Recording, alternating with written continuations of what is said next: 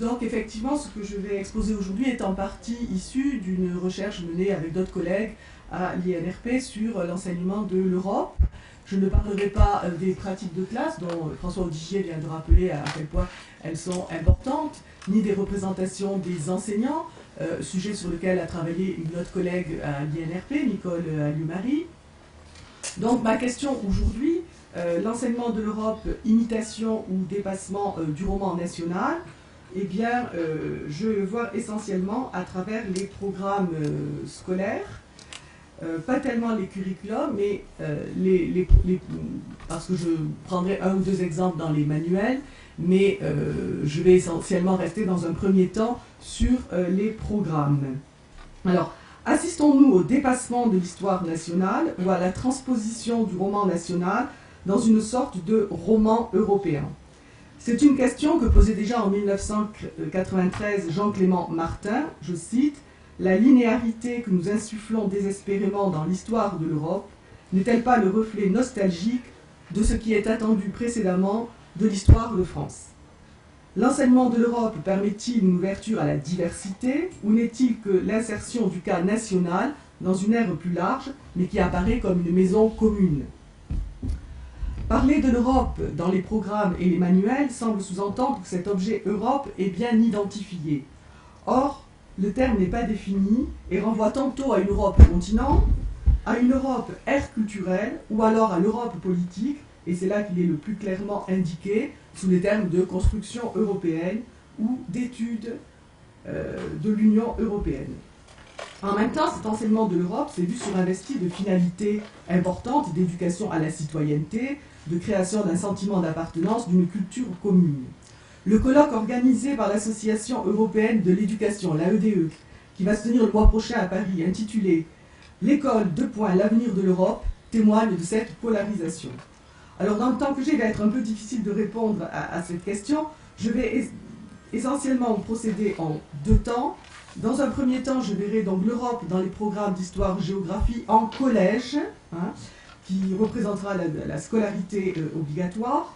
Et dans un deuxième temps, voir quelle est l'épistémologie et les enjeux d'un enseignement de l'Europe. Alors, en même temps, j'allais dire que je ne parlerai que des nouveaux programmes. En comparant rapidement, j'avais prévu une comparaison plus large. Mais en même temps, dans la première journée qui a été publiée, la communication de Patricia Legris, les programmes d'histoire en France, la construction progressive d'une citoyenneté plurielle, elle parle des programmes de 1980 à 2010, et en tous les cas, elle aborde l'analyse des programmes qui étaient en cours jusqu'à la publication des nouveaux. Donc, j'allais dire que ça va faire une continuité tout à fait naturelle par rapport à cette communication publiée. Alors, tout d'abord, donc, l'Europe dans les programmes de collège.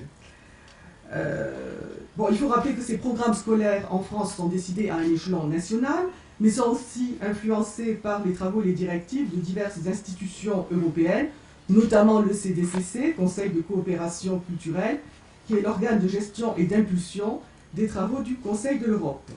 Le programme du CDCC s'est fixé 3 objectifs majeurs: protéger et renforcer les droits de l'homme, promouvoir la conscience de l'identité européenne, rechercher des solutions communes aux grands problèmes et enjeux de la société européenne.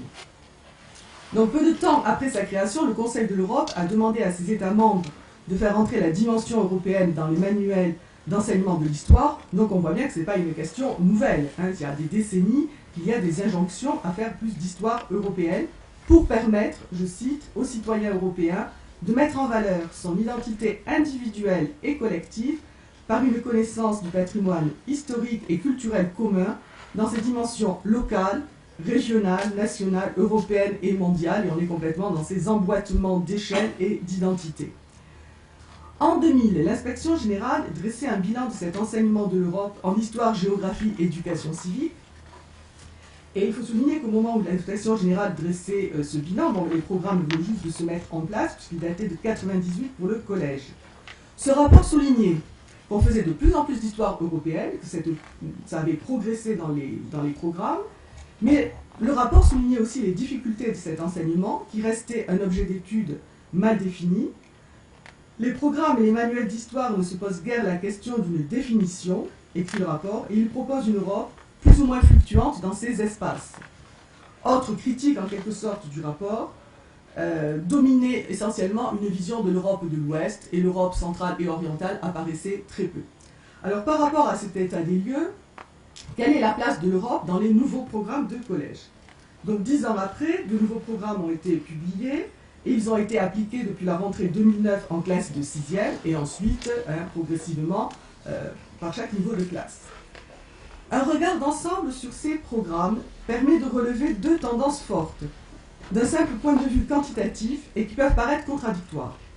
La part de l'Europe est écrasante dans les programmes d'histoire, mais ça m'amuse beaucoup en géographie.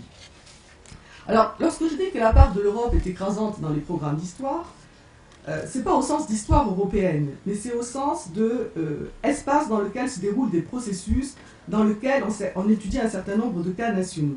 En raisonnant par la négative, on peut voir que les cultures non européennes ne sont étudiées qu'à la marge, entre 20% et 5% du temps enseigné, selon les niveaux de classe.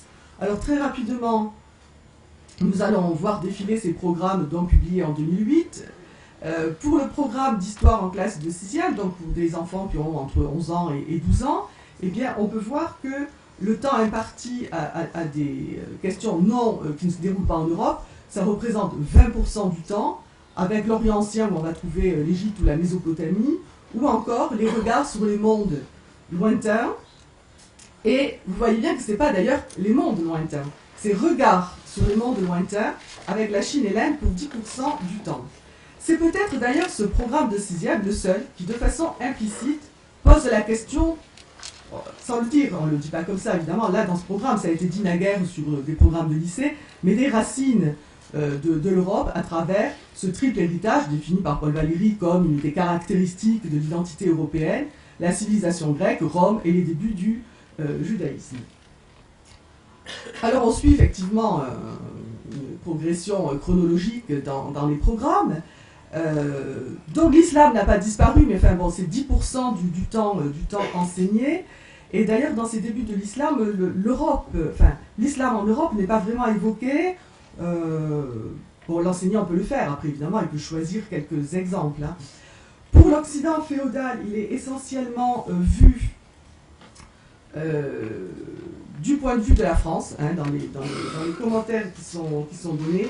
C'est le cadre privilégié de l'étude pour ce qui est des paysans et des seigneurs. Par contre, dans la partie vers la modernité, 15e, 17e siècle, qui est le grand changement dans les programmes, puisque c'était dans la classe de 4e que le monde moderne, que l'Europe moderne était présentée, nous avons là deux démarches un petit peu inverses. Les bouleversements culturels et intellectuels sont traités d'un point de vue européen. Les noms de Colomb, Magellan, Luther, Calvin, Copernic, évocation de la Renaissance artistique, laissent bien penser qu'une Europe de la modernité existe.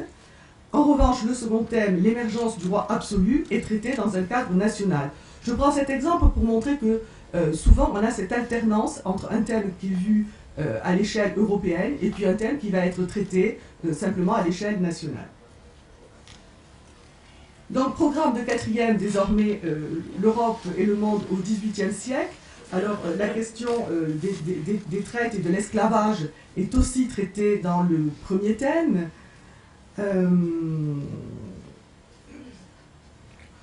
Alors, cette Europe moderne, qui était le moment, hein, dans les programmes précédents, vraiment, de présenter l'Europe, dans la mesure où ça va être vu en fin de programme de 5e, est beaucoup moins présent dans ce niveau de classe. Enfin, en 3e, l'époque contemporaine, donc comme le disait François Odiger, arrive en dernière année du collège. C'est essentiellement, là encore, d'Europe et de France dont il est question, même si le thème de la décolonisation permet d'aborder, mais là encore en lien avec ce qui se passe soit dans l'histoire nationale, soit dans l'histoire européenne. Alors, en même temps, une nouveauté de ces programmes, c'est l'ouverture à l'histoire des arts, qui doit désormais représenter une part importante, 20%, qui ne concerne pas que l'histoire géographique de notre discipline, mais qui va être quand même pris en charge essentiellement par l'histoire. Et ce programme, donc, en 4e et en 3e notamment, comporte une liste d'œuvres qui n'est ni impérative ni limitative. Mais si on compte sur 38 artistes et œuvres citées par exemple pour le programme de 4e. Sur 38 artistes, tous sont européens, 27 sont français. Je ne vous donne pas les chiffres pour le programme de 3e. On a une ouverture un petit peu plus grande, enfin, sur 42 œuvres ou artistes cités. 19 sont européens, 16 français. Les non-européens que l'on trouve sont américains, Amérique du Nord. Alors en même temps, après tout, ça peut paraître logique, puisque l'essentiel de ces programmes porte sur l'ère culturelle européenne. Bon. Alors, en géographie, le grand changement, parce que le traditionnel découpage par continent disparaît, et j'ai simplement résumé les thèmes de géographie, où désormais les choses sont étudiées essentiellement à une échelle planétaire. Vous le voyez pour le programme de 6e, 5e, 4e, alors que dans les programmes précédents, on voyait en 4e le continent européen, et on va le voir dans la seconde partie, c'était un des moments où on posait la question de l'identité de l'Europe. Dans le programme de 3e en géographie, l'Union européenne est définie essentiellement comme une union d'États. Alors, je ne vais pas revenir sur les programmes d'éducation civique, parce que je crois que je n'aurai pas le temps de les commenter.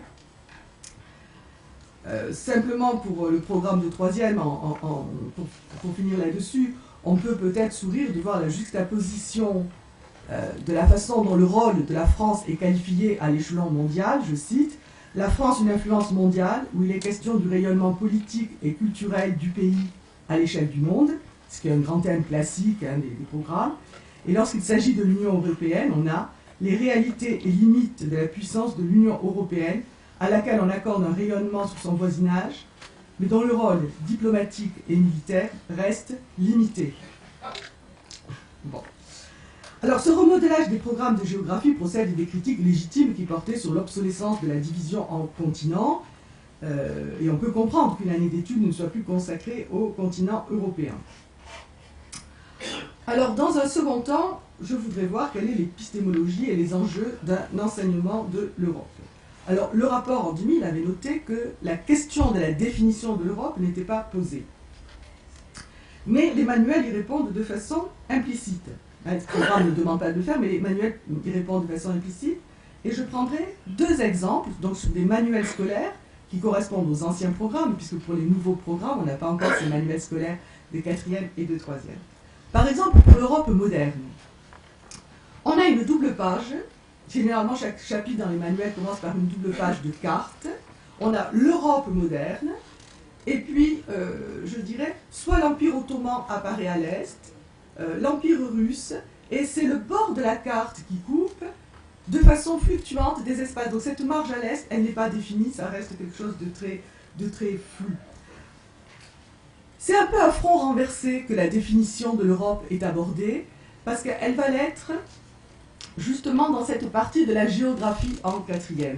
Et les géographes qui vont assumer cette question de la définition de l'Europe vont dire ce n'est pas une notion géographique, et c'est l'histoire, c'est ce long passé commun qui a forgé une mosaïque européenne. On va avoir cette idée de mosaïque, de morcellement en états. Mais pour dire en géographie, on va étudier ce continent. Ce n'est pas une notion géographique, l'identité repose sur l'histoire. Et qu'a amené l'histoire? Eh bien, essentiellement une histoire de guerre et de longs affrontements. Et on retrouvait d'ailleurs cette même tendance à définir l'identité européenne dans la partie géographique des manuels pour le programme de première. Alors l'idée d'un morcellement résultant de guerres perpétuelles renvoie bien à la vision qui avait été développée dans la partie histoire des manuels. Mais j'allais dire que ces guerres sont toujours vues comme des affrontements, sans jamais voir comment elles ont pu être une expérience commune, en tous les cas pour ces guerres de l'époque moderne. Or, ces affrontements, cette pluralité, auraient peut-être pu être étudiés justement pour cette époque moderne comme une source d'identité commune, puisque c'est dans cette diversité que justement les philosophes des Lumières ont vu la spécificité et la richesse de l'Europe, notamment dans cette Europe comparée à la Chine, qui était l'autre de l'Europe au XVIIIe siècle. Dans De la naissance du progrès des arts et des sciences, le philosophe écossais David Hume est le premier à voir l'identité de l'Europe dans sa pluralité, et il transforme une caractéristique négative, la différence, en une caractéristique positive. La pluralité religieuse conduit à la tolérance, et pour lui la pluralité commence au moins au chiffre 3. Il faut être à plus de 2 pour arriver à cette tolérance. Donc ça devient, j'allais dire, une réflexion. On a parlé hier, Anne-Marie Thiès le rappelait dans ses conclusions, ce thème de la diversité.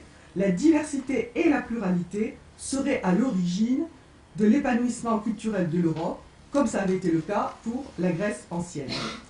La leçon des Lumières serait donc de dire que la pluralité peut donner naissance à de l'unité, au moins de 3 manières, en conduisant à la tolérance dans l'émulation, en développant et protégeant l'esprit critique, et en facilitant le détachement de soi. Alors si cet objet Europe n'est pas défini facilement dans les manuels d'histoire, c'est qu'il est problématique, que les historiens n'ont certainement pas assumé effectivement d'écrire une histoire européenne, dont nous allons voir donc dans le dernier point à quel point elle pose des problèmes épistémologiques. Dans les manuels, ou bien on part du national pour aller vers l'européen. C'est ce que l'on trouve en œuvre dans la partie La Révolution et l'Empire. On part du cas de la France et on peut voir les conséquences en Europe. Ou bien l'Europe est d'abord un cadre général dans lequel on va insérer des exemples nationaux. La façon de feuilleter ainsi histoire nationale et histoire européenne, voire mondiale, renvoie à des difficultés épistémologiques qu'a pointé Nicolas Rousselier dans un article suggestif sur l'écriture européenne d'une histoire de l'Europe. Il écrit, dans le cadre par exemple de l'Europe moderne, aucun événement ne peut être qualifié d'européen au sens de l'histoire méthodique. L'Europe est un cadre géographique qui accueille des événements coïncidents, mais ces événements demeurent distincts.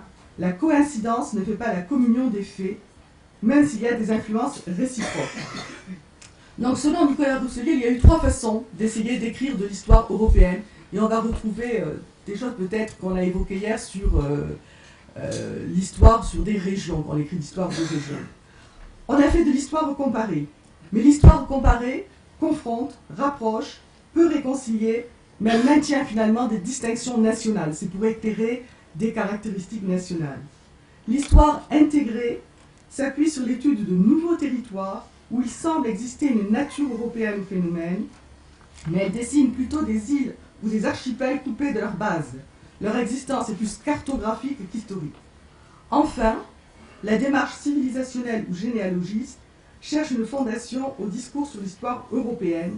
Elle accuse le passé ou le magnifie pour rassurer ou inquiéter le présent. C'est donc par un changement d'épistémologie qu'il faut essayer de faire de l'histoire européenne, en faisant une histoire transnationale, on l'a évoqué, qui peut être par exemple une histoire des mouvements culturels, une histoire des techniques, une histoire des courants artistiques, mais effectivement, ne tombe-t-on pas dans le risque, bon, bien entendu, il faut abandonner une histoire récit, mais ne tombe-t-on pas dans le risque de modéliser et de finalement parler de modèles qui n'ont existé nulle part dans ces termes-là, dans ces contours précis-là.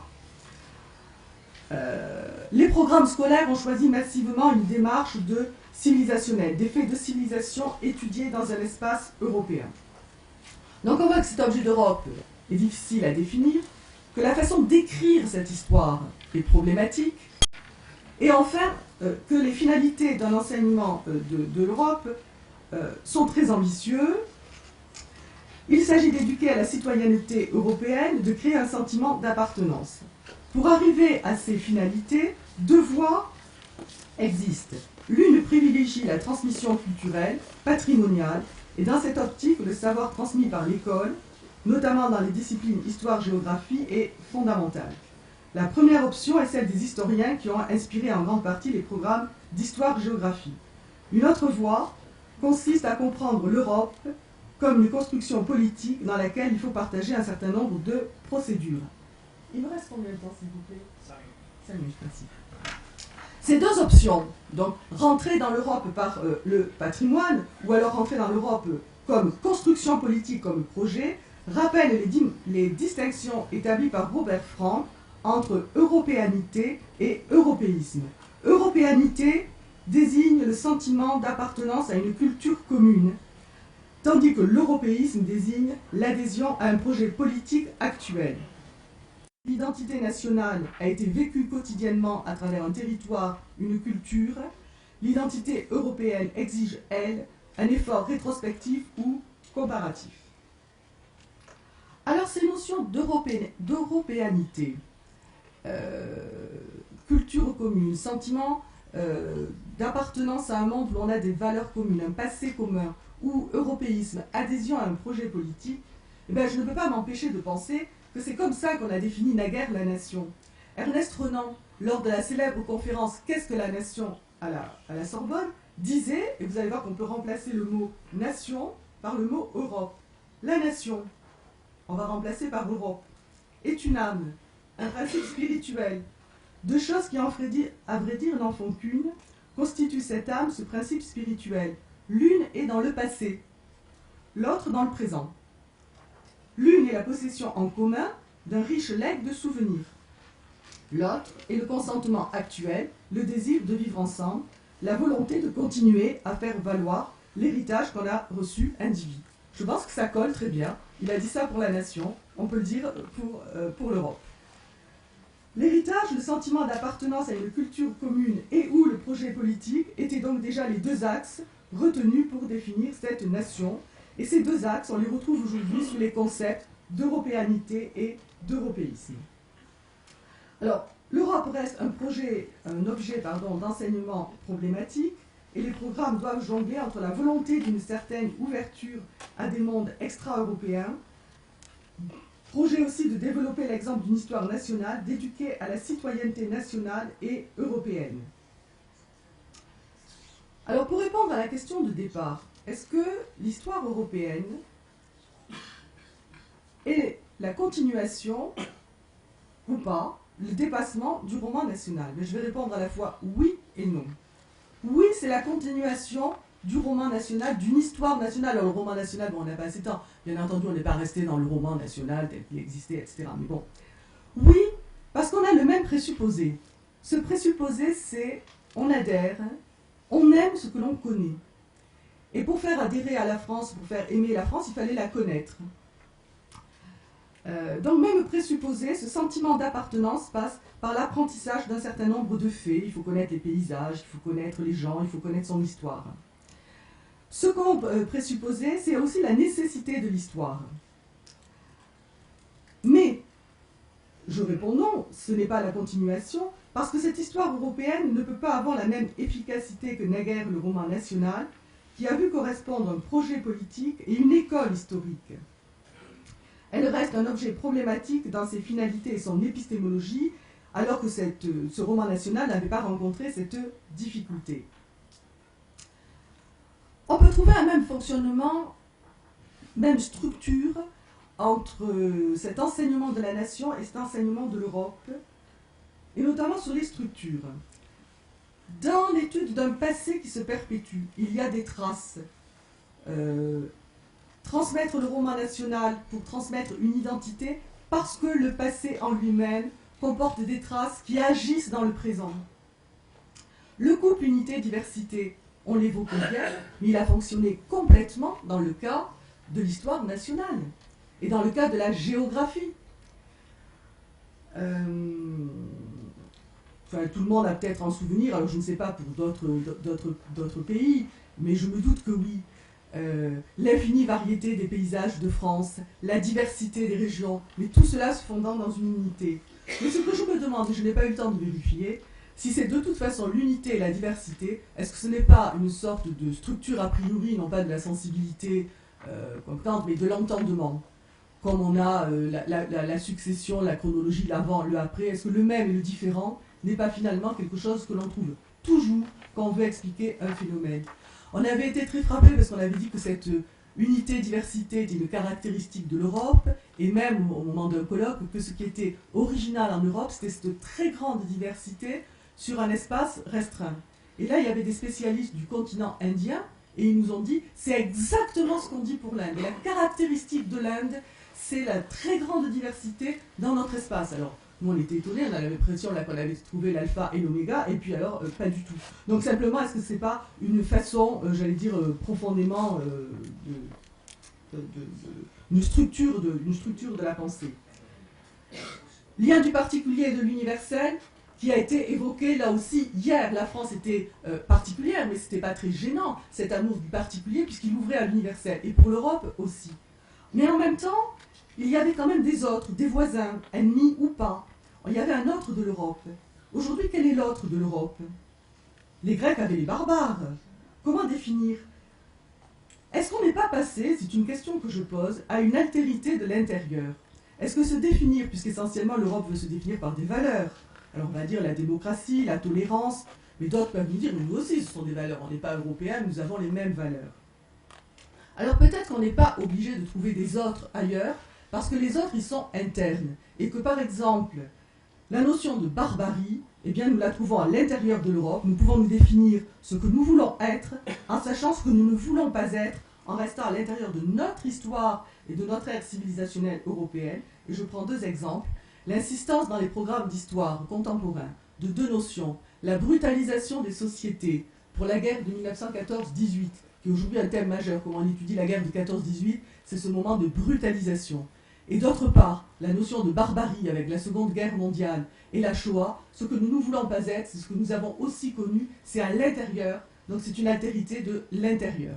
Enfin, en tous les cas, c'est une proposition que je vous fais. Merci.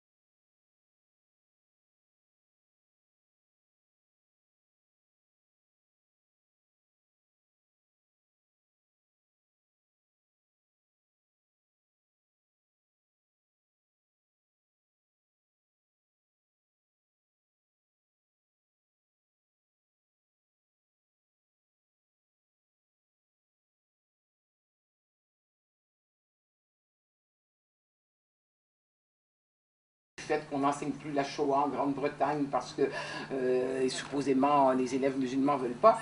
Je pense qu'il n'y a pas 2% des enseignants sur les 2500 qui ont répondu à l'enquête, et c'est quand même qui ont dit que le fait d'avoir un public multiethnique et notamment musulman posait des problèmes d'enseignement de la